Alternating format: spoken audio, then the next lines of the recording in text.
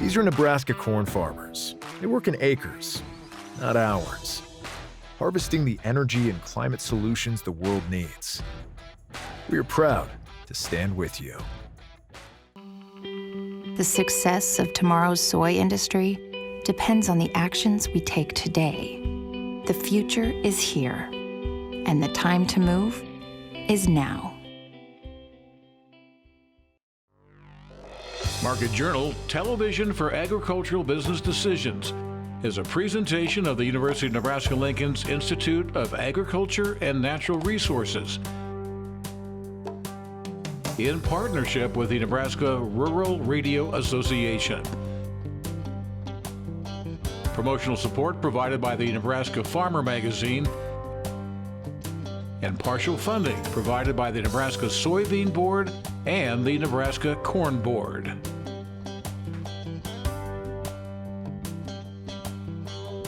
Well, hi everyone, I'm Bryce Huskett and welcome back to Market Journal. On this week's show, we'll be digging into some of the factors that really moved the needle for Nebraska farmers over the past year. That includes soybean pest pressure to the markets and, of course, what might be ahead in the weather. Steve White, Kyle Bumsted, and Eric Hunt, they're all standing by and coming up on this week's show, but let's begin the broadcast right here. Increasing the value and long-term sustainability of Nebraska corn. That's the mission of the Nebraska Corn Board. Through promotion, market development, and research, checkoff dollars are put to work on behalf of Nebraska producers, all with one goal in mind: creating new markets and delivering information that can strengthen individual operations. Now, one resource available to producers is the Nebraska Corn Board newsletter. It highlights current research, emerging technology, and practical insights designed to improve return on investment. We recently caught up with the Nebraska Corn Board to learn more about this free resource and how you can take advantage of it.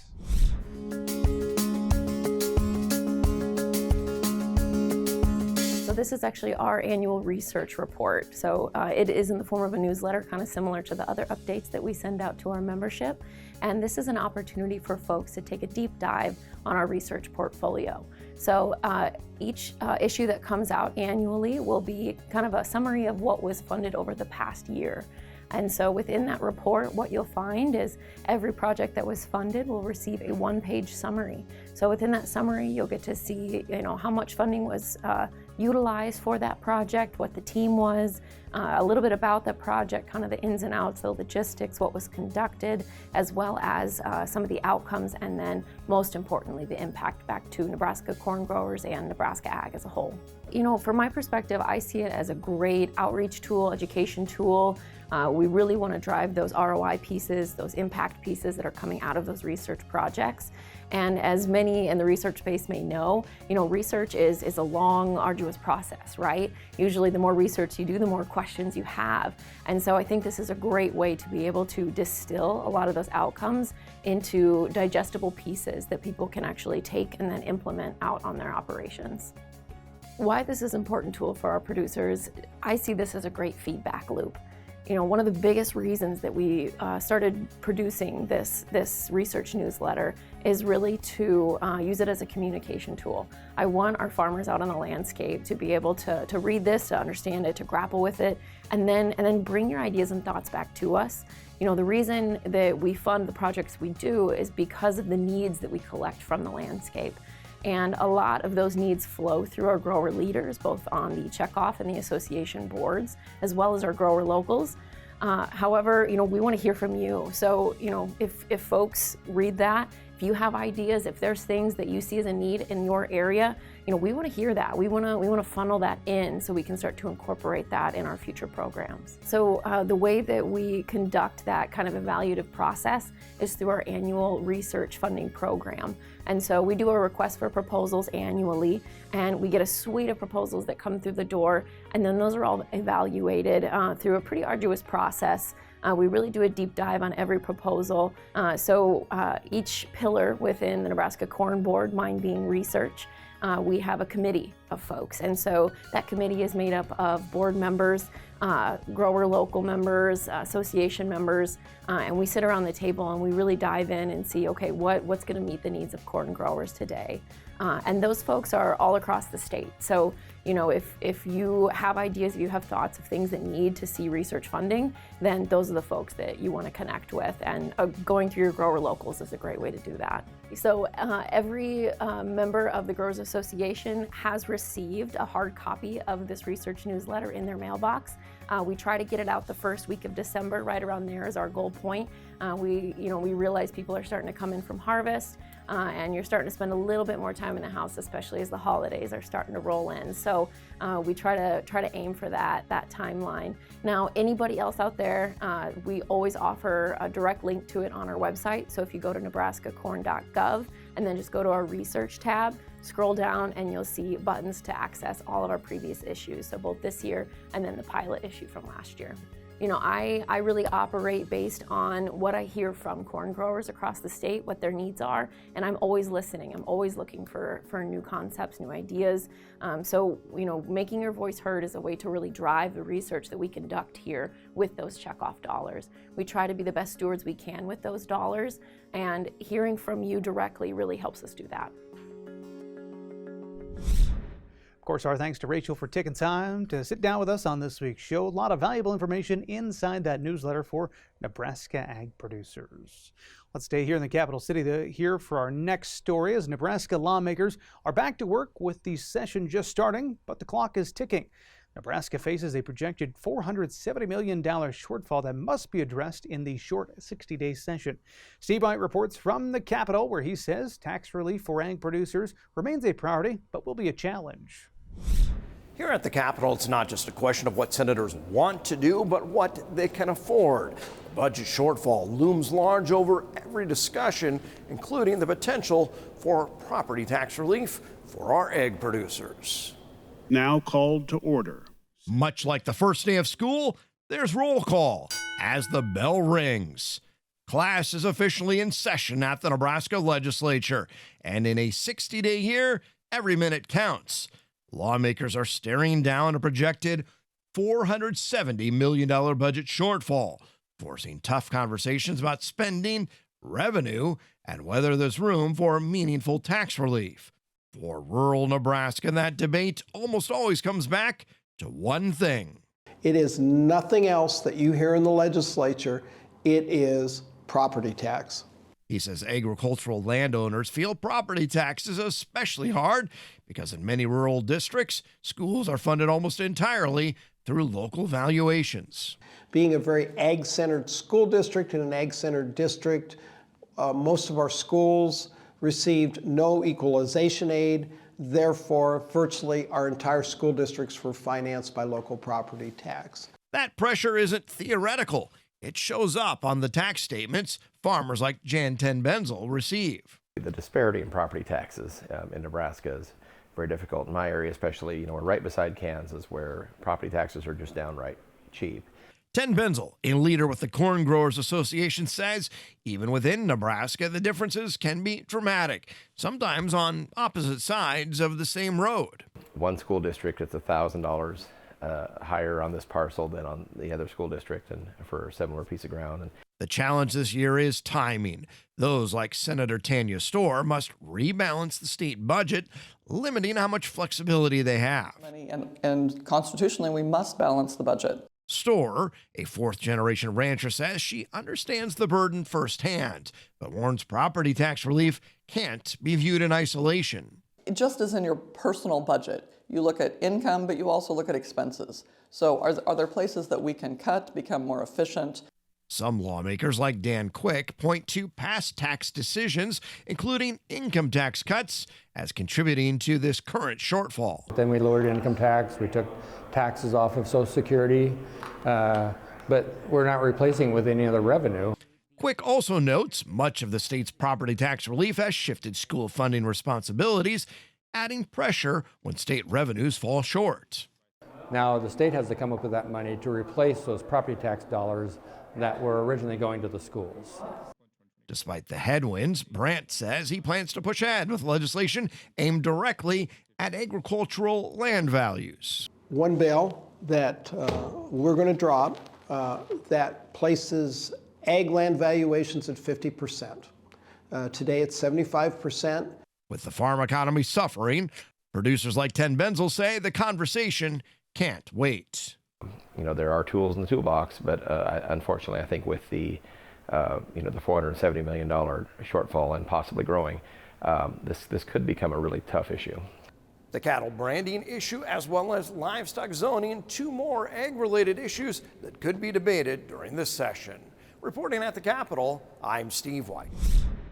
Steve tells us bill introduction has wrapped up and lawmakers are now beginning committee hearings on each bill. We'll keep you tuned in. What's the latest inside the Capitol?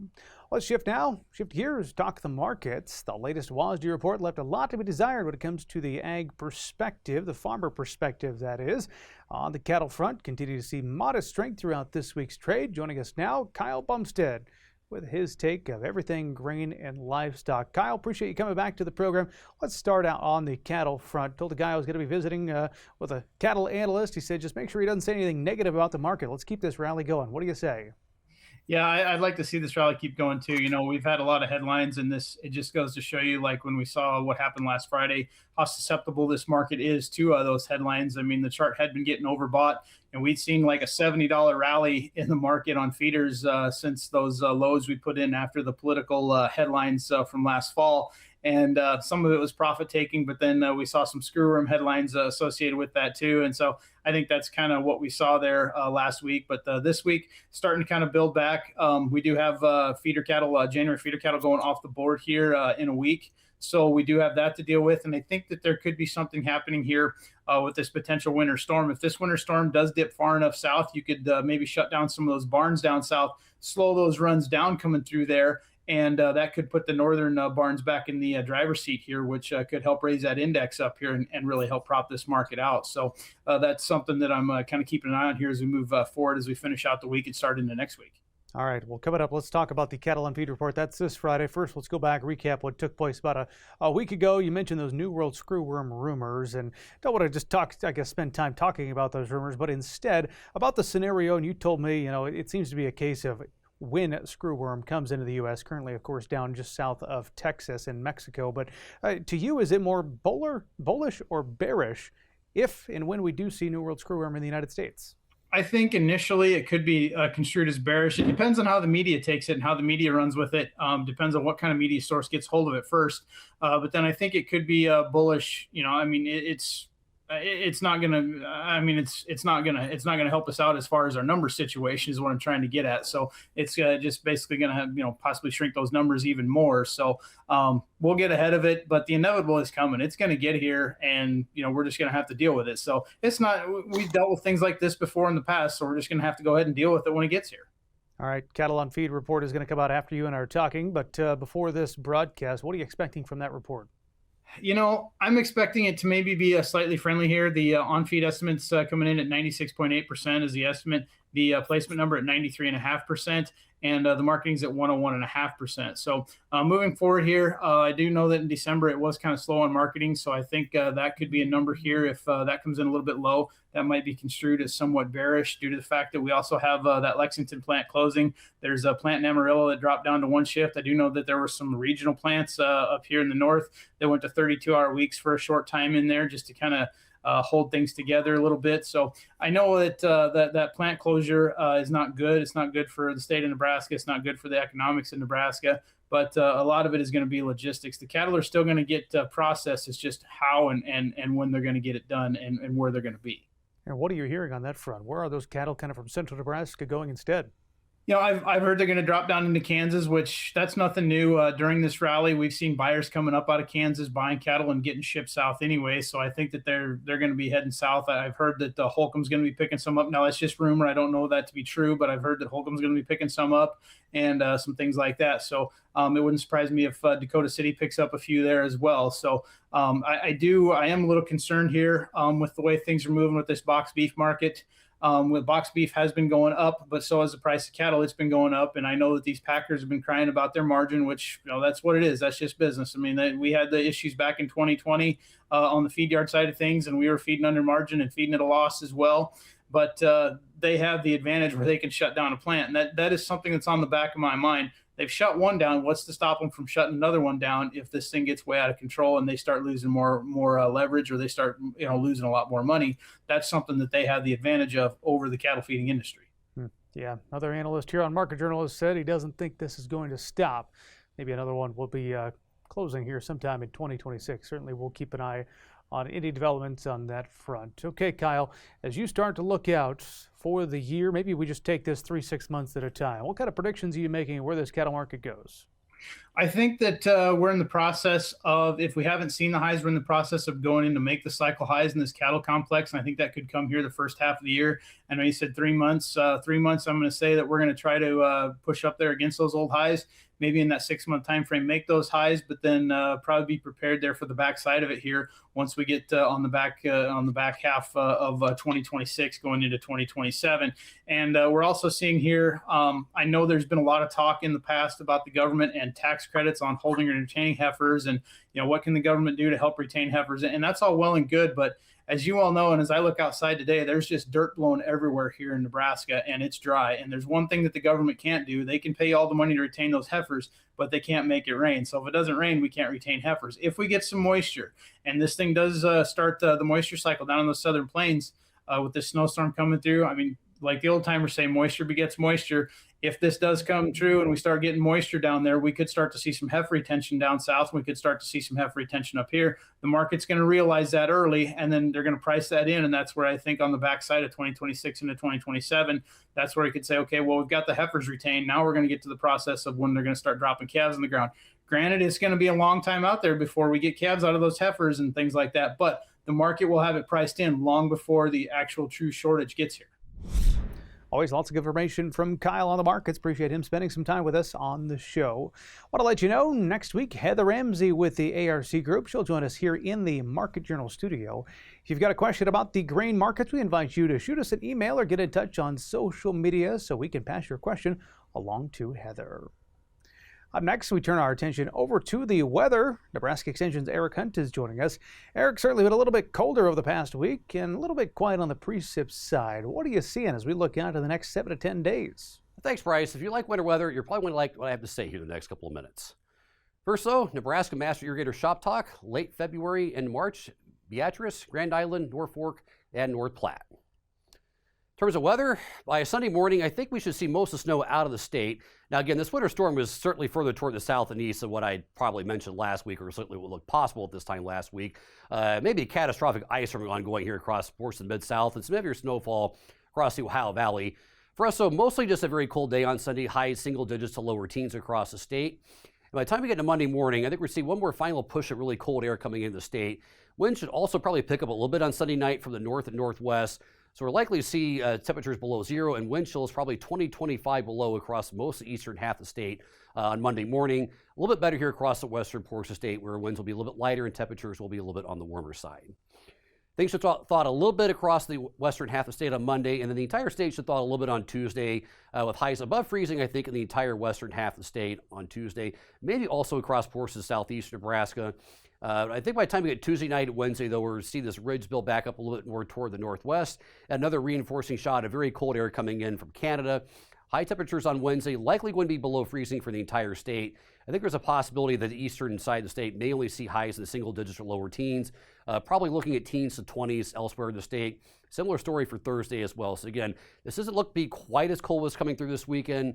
There's a reasonable chance we're looking at highs being somewhere between the single digits and low 20s for most of the state as we get into Wednesday and Thursday, moderating a little bit more by the time we get the weekend. But I do think the entire eastern third, maybe at least eastern sixth of the state is likely to stay below freezing for the duration of this next week. Also, Tuesday night and Wednesday, there will be at least a chance of snowfall across the entire state.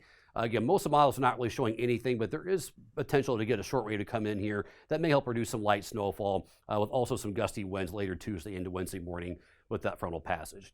Otherwise, though, the next foreseeable future, we're not looking at any major snowfall coming into the state once we get past this weekend. And realistically, most major snowfall this weekend is going to be well to our south and east.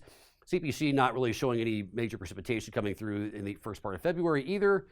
For air temperatures, again, I think late January, maybe the 1st of February, still relatively cold here across eastern Nebraska. It's really warming up those we get in the western side of the state. And I think by the time we get to about February 2nd, the entire state should be at or above seasonal norms again. European model does show a pretty good chance of a nice thaw here across the entire north central United States as we get in the first part of February.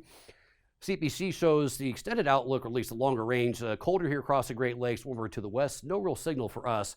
However, I am suspicious that we are going to see some more polar vortex shenanigans by the time we get in the middle of February. So be prepared for the major cold to come back at least by the middle of February.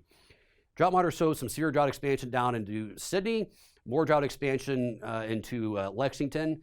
And in terms of precipitation, we've almost seen nothing fall out of the sky here for the last couple of months around Bridgeport. The only part of the state that's really actually sitting above average precipitation the last 90 days here is across the very southern border, kind of around Red Cloud. And this is Crow Creek, Wyoming. They have almost no snow here, and this is almost an inch below the previous minimum snow equivalent for this time of year. Soil temperatures right now across the state are actually below freezing for a change. And here's the temperature precipitation around it for the week ending January 17th, 2026. Back to you, Bryce. All right, thank you very much for that weather update, Eric. We appreciate it. Well, some pests continue to pose a major challenge for soybean production here in Nebraska. With support from the Nebraska Soybean Board, a team of extension researchers recently provided in-season updates when it comes to the 2025 growing season. Their work tracked what was showing up in farmers' fields at research sites, at farmers' fields, or at the different research sites across eastern and south central Nebraska. During the 2025 growing season, yield losses were observed in several different research sites from soybean gallmage, deck stem borers, and even Phytophthora.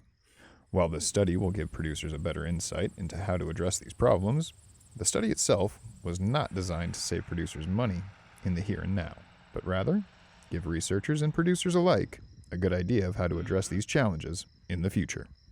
Yeah, absolutely. I think to soybean farmers, this is a little bit of an unusual study because we're using a bunch of unconventional tactics that we wouldn't normally use in soybeans. So hilling for soybean gallmage and fipronil seed treatment for deck stem borer, none of those practices growers would normally use, or a lot of fungicide applications for the disease side. Why are we doing this? Is we're trying to determine the impact of these insects alone and disease, alone or in combination. And this takes a little bit of a different perspective for farmers in that they probably see all of these or some of these in a field. And so if we eliminate one or combinations of them, do they have increasing impacts on soybean? Are they independent and alone? And so it helps kind of frame the management of these kind of key pests that we see in soybean. Yeah, they're near knockout strategies. So we published on hilling a few years ago.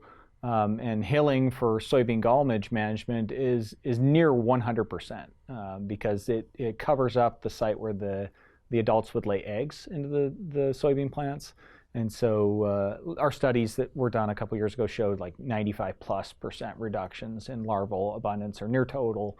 And the same with fipronil. It's a seed treatment. You can't use it on soybean, but it's near season-long protection against deck stem borer. So they're tactics that neither one influences either pest, but alone you can't have fipronil influence soybean gallmage, has no impact. Hilling doesn't impact deck stem borer, so it allows us to isolate each pest alone, and then if we combine the tactics as a treatment, we can eliminate both. While this study gave researchers better insight into ways to mitigate infestations for soybean gallmage and deck stem borer, it became apparent throughout the study that soybean gallmage is public enemy number one for Nebraska soybean producers. Yeah, no question soybean gallmage caused the greatest losses. I think our highest losses were 38 bushels per acre in eastern Nebraska, down to about 5 bushels. And then we had 2 sites where we had either low or no presence, and those were actually +6 bushels. What does +6 bushels mean? It means that hilling, the practice by removing soybean gallmage at those high pressure sites, cost us 6 bushels when they're not present. Deck stem borer, on the other hand, had 2 sites at a higher 13 bushel yield loss. They were both sites where gallmage was high in presence. Otherwise, it was marginal, 1 to 2 bushels, or hovered around that 0, no impact mark. So gallmage certainly took a lot. While there were indications that there was some interaction between soybean gall midge and Dectes stem borer in some fields, that interaction didn't necessarily mean more loss in yield. However, Justin tells us that this could mean higher larval infestation in 2026. Yeah, we got wind of this from several farmers and our own observations a couple years ago that they were seeing Dectes infest higher on the plant, so it's up near the top 4 nodes at the time when they're moving. And we were all seeing over the course of looking at gall midge, suddenly these gall midge larvae appearing in those zones where Dectes was getting into the plant. So, but that impact doesn't appear to be very economical. Like it's not influencing final yields in those fields, and it's likely because it's occurring so much later in the season. So farmers might be sitting there going, well, so what about the interaction? The interaction's important because it raises larval abundance in the field and may pose potential risk to next year's soybean field because there'd be greater abundance of larvae with the interaction. Long story short, soybean producers will be dealing with soybean gall midge and Dectes stem borers again in 2026. However, research will continue, and you could be a valuable piece of the equation. Justin tells us there will be opportunities for producers to give their 2 cents on the matter with a series of tailgate discussions coming up throughout the 2026 growing season. Growers are going to deal with both pests this coming year. Dectes is very frequent in the landscape. We detected it at every site we had, and paired up with several extension educators in the state to work with the growers where we are having an on-farm trial. So if you go to Crop Watch and you see all the little dots where we collected data as part of the study we've been discussing, those farmers, some of them were willing to host that site for an evening field day, more or less, or discussion. And they invited their neighbors, and we got sometimes up to 20 farmers present at the site. And we looked through the plots that we had on the site, and they contained a lot of different things, some chemistry-related studies that were ongoing, including the study we've been discussing, variety trials. But we had a pretty open conversation just about what they were experiencing, what questions they had, things they wanted to see next year. And so it was a really good way of discovering what we need to do as researchers to help them out, what they saw that they liked that they wanted to continue to see. They want to see more variety testing, and then some of the challenges and unique observations they had that we could either identify through science and work we've done, or things we don't quite know and maybe need to work on to help them out. While this problem isn't going away anytime soon, the folks at Nebraska Extension and the Nebraska Soybean Board are continuing to help producers understand and rise above obstacles like these. Reporting for Market Journal, I'm Bill Dodd. A team certainly in the know when it comes to soybean challenges. If you'd like to dig a little bit deeper into this topic or get a hold of Justin for one of those tailgate discussions, we invite you to check out the latest articles over at cropwatch.unl.edu. We've also provided a direct link with that story over on the Market Journal homepage. Well, that is going to do it for this week's broadcast. If you did miss a story, we invite you to download the Market Journal mobile app. You can also follow us on social media where you can join in on the conversation. Hope to see you right back here next time. But until then, I'm Bryce Duskett, wishing you a safe and productive week. Join Market Journal online at marketjournal.unl.edu. You can also follow us on Twitter, Instagram, and Facebook. Promotional support is provided by the Nebraska Farmer Magazine. Market Journal is produced by the University of Nebraska-Lincoln's Institute of Agriculture and Natural Resources.